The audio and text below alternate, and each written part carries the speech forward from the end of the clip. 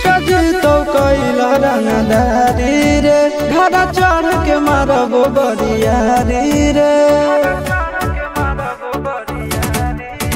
छुटा जी तो कैला रंगदारी रे घर चढ़ के मारबो बरियारी रे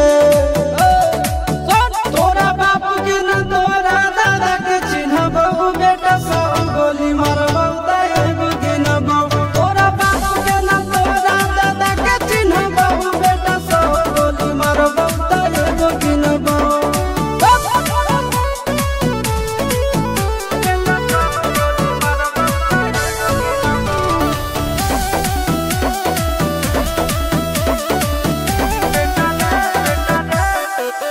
बेटा रे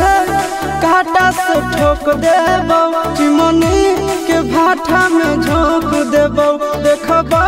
कवन बाप बचैतौ तोरा प्रशासन के गाड़ी भी रोक देबो बेटा जी सुनो बेटा रे काटा से ठोक देबो चिमनी के भाटा में झोंक देबो देखबो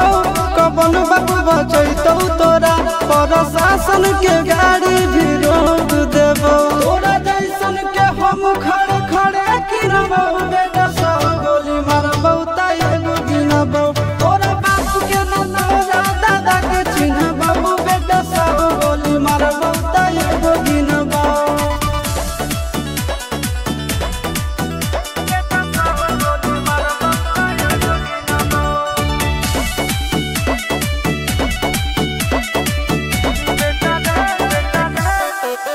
बेटा रे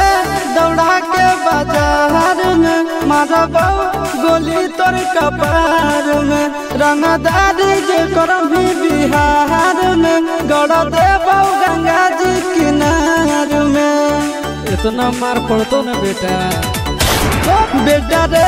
दौड़ा के बाजार में मारबो गोली तोर कपार में रंगदारी जे करभी बिहार में गड़ देबो गंगा जी किनार में कहो चिंटू आशीष के कारण सुनाबो बेटा सब गोली मारबो तैगो गिनबो तोरा बाप के न तोरा दादा के चिन्हबो बेटा सब गोली मारबो तैगो गिनबो मारत मारत पिछुआरा लाल कर दे बेटा ध्यान से बाप इधर है।